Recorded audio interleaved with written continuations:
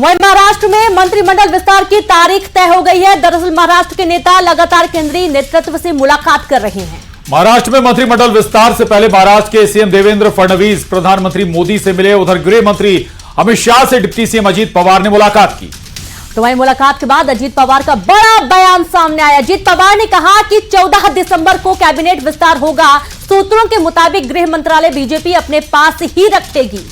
इसके अलावा पीडब्ल्यूडी और यूडी यानी अर्बन डेवलपमेंट यानी कि शहरी विकास मंत्रालय शिंदे कैंप को जा सकता है। और इसके अलावा वित्त विभाग यानी फाइनेंस डिपार्टमेंट अजीत पवार को फिर से मिल सकता है। और उस तरीके से जो मंत्रालय के बंटवारे हैं उसको लेकर ये जानकारी मिल रही है। और महाराष्ट्र में मंत्रिमंडल विस्तार की तारीख तय हो चुकी है। दरअसल महाराष्ट्र के नेता लगातार केंद्रीय नेतृत्व से मुलाकात कर रहे हैं। महाराष्ट्र में मंत्रिमंडल विस्तार से पहले महाराष्ट्र के सीएम देवेंद्र फडणवीस प्रधानमंत्री मोदी से मुलाकात करने पहुंचे।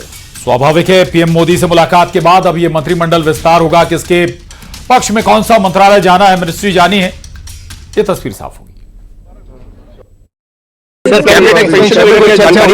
कैबिनेट एक्सपेंशन 14 तारीख को होगा पूरा, ऐसा उन्होंने बताया। महाराष्ट्र की सियासत आपको बता दें कि महाराष्ट्र बीजेपी के अध्यक्ष चंद्रशेखर बावनकुले ने एमवीए यानी महाविकास अघाड़ी को लेकर बहुत बड़ा बयान दिया है। बावनकुले ने कहा है कि महाविकास अघाड़ी के कई विधायक और सांसद उनके संपर्क में हैं। बावनकुले ने कहा कि महाविकास अघाड़ी के कई विधायक और सांसद अपनी पार्टी से संतुष्ट नहीं हैं। और उन्होंने साथ ही यह भी कहा कि हम उनके बारे में सोचेंगे, यानी संकेत दिया कि उन्हें पार्टी में लाने का विचार किया जा सकता है। आघाड़ी का पतन हुआ है, उसमें संवाद नहीं है और संवाद नहीं होने की वजह से उनके बीच में एक टकराव है, आपस में भी टकराव है महाविकास आघाड़ी के पार्टियों में, और कांग्रेस पार्टी के इंटरनल भी बहुत टकराव है। उसमें वो अस्वस्थ है। तो मुझे मिलते हैं, सबको मिलते हैं हमारे पार्टी में और बोलते हैं कि भाई हमारे पार्टी में कुछ अच्छा नहीं चल रहा है। तो मुझे लगता है कि आगे देखेंगे क्या होता है।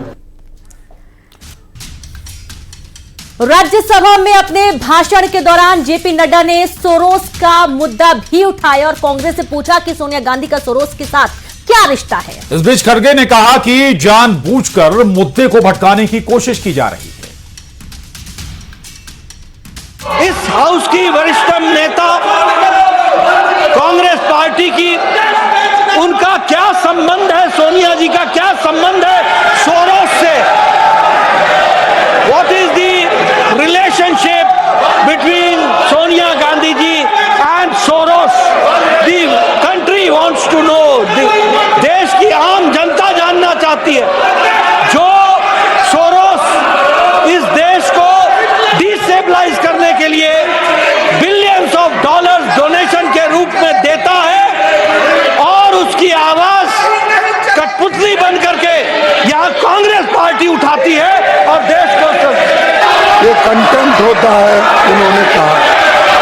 सर मैं एक बात बताना चाहता हूँ, ये लोग